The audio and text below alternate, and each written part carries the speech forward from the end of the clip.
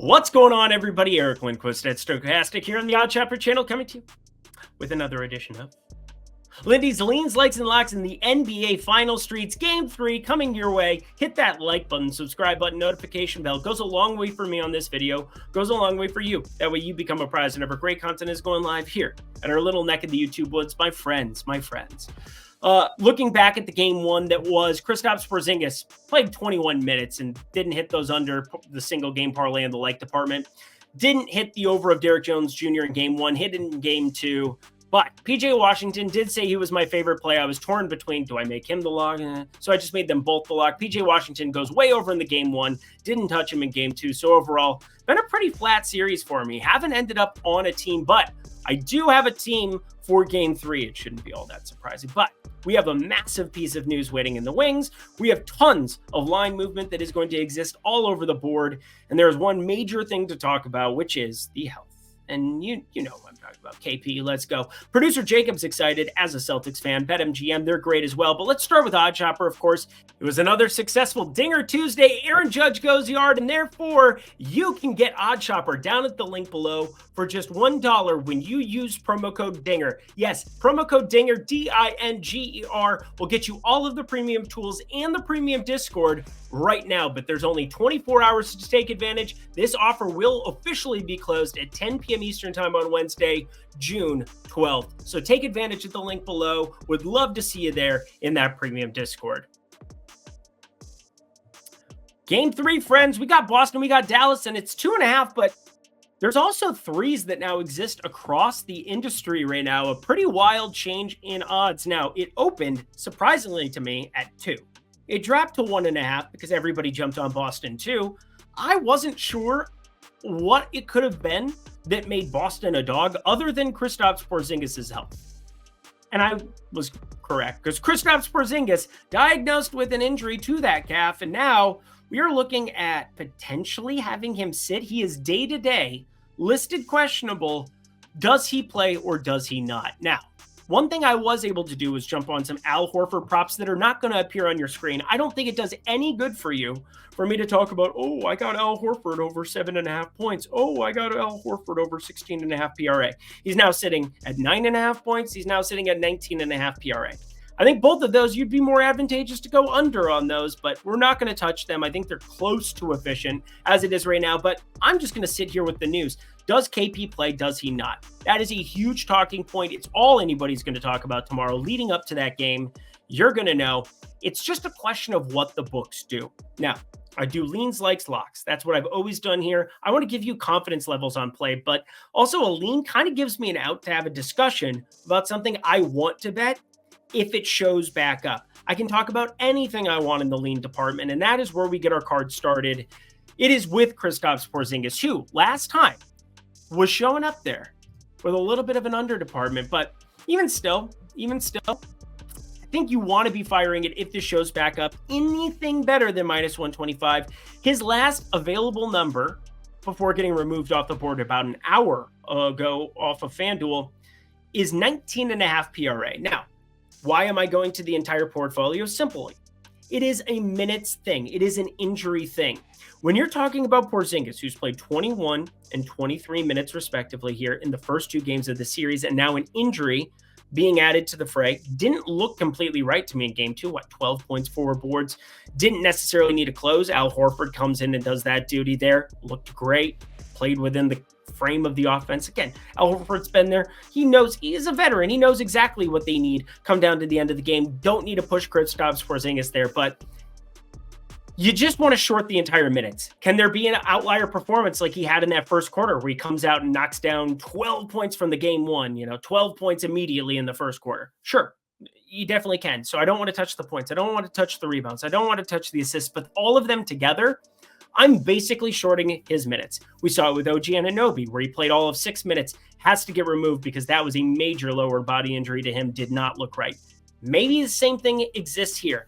If this reopens, anything better than 14.5 PRA, I think you can short it, assuming you're getting even money. Again, I know that's a large disparity. We're talking 14.5 to 19.5, but basically looking at 16 minutes, he's either healthy or he's not.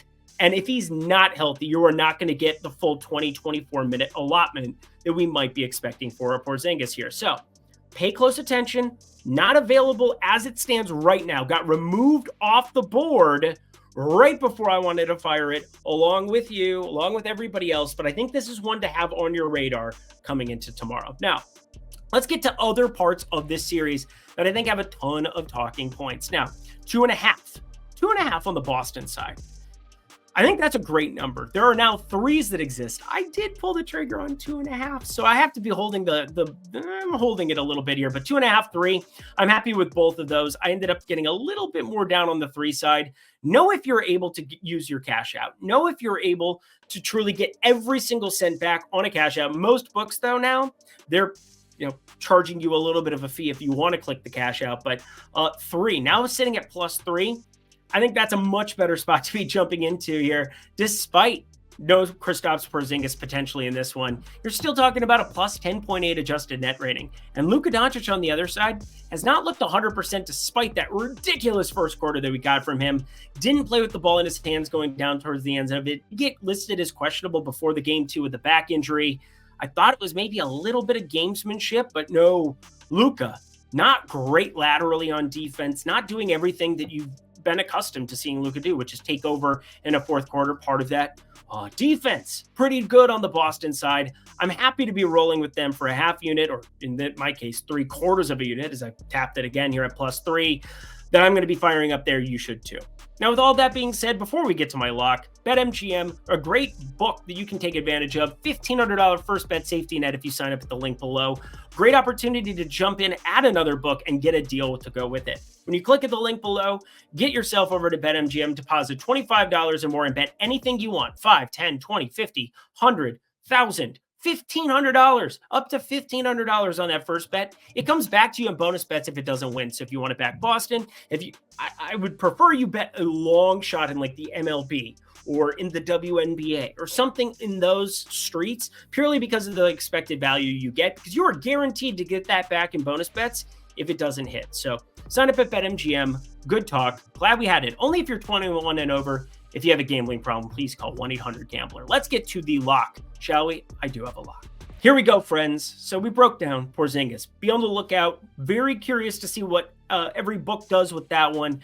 He is not available at all the pick'em sites for the pick'em people either. I'm very curious to see if that shows back up before tip-off. Boston, +2.5, moved to +3. Happy to be jumping in there. But my favorite play, it is so wild to see certain things, because again, Daniel Gafford played all right. His plus minus was positive after the first half. Derek Lively has looked more like a rookie over the course of this series, even though he had led Dallas in net rating coming into this series. But one thing we could see here potentially with Dallas, especially with Kristaps Porzingis off the floor going to Al Horford, is we could see more Maxi Kleber. But Maxi Kleber is so low usage, so uninvolved offensively, so uninvolved in the boards department, that I don't think there's anything advantageous at his current numbers. And I do think that there's a pretty wide range of outcomes on what his minutes are, Derek Lively's minutes are, and Daniel Gafford's minutes are. So we're not going to try to guess and pick which one is in Jason Kidd's favor for this. Instead,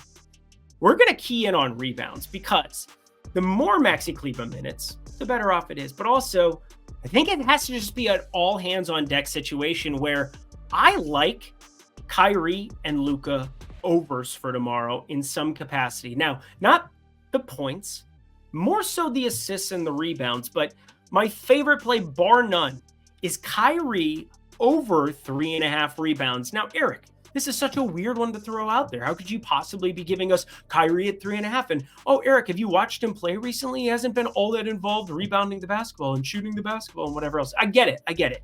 He's had 3 rebounds and 2 rebounds in the first 2 games of this series. But at 3.5, he averaged 4.7 rebounds per game during the regular season, playing 36 minutes per game. If this game stays competitive, Kyrie Irving could play every minute of it.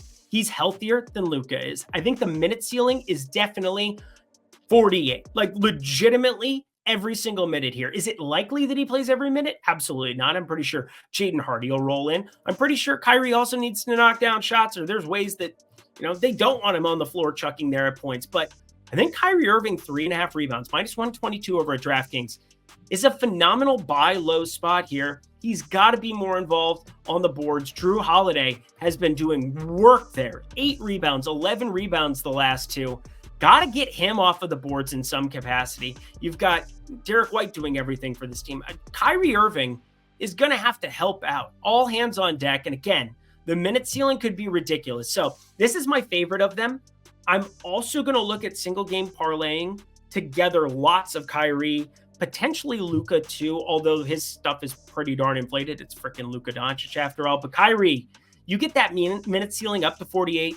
I'm going to put him in at 42 coming into tomorrow. I see 44, 45 in play. And again, it's actually in play to see 48. So Kyrie Irving, 3.5 rebounds. My favorite play from game 3. Fire it up. And that does it for another edition of Lindy's Leans, Likes, and Locks. You know what to do. Go to that comment section below. Let me know your favorite play here for a Wednesday. Mine just happens to be Kyrie Irving rebounds. What a time to be alive. Boston, definitely like being on that side as well. Good stuff, my friends. Anywho, we've got great stuff going on. Oh, sorry, wrong side. BetMGM, Odd Chopper, check them out as we start to wind down the NBA season, focus primarily on MLB. Going to be looking at the WNBA streets here too. A lot of interest there, and obviously I want to provide content. I want to be making some money primarily. Definitely been doing that in the WNBA streets over the course of the last couple of weeks. Just got to work on the projection model to be able to actually give you good actionable information there. But anywho, let me know if you're interested in that as well. Thank you, producer Jacob. Until next time, friends, I'm Eric Lindquist. Best of luck in the NBA streets. Game 3. Almost said MLB. They're both going on. Check out MLB Lindy's as well.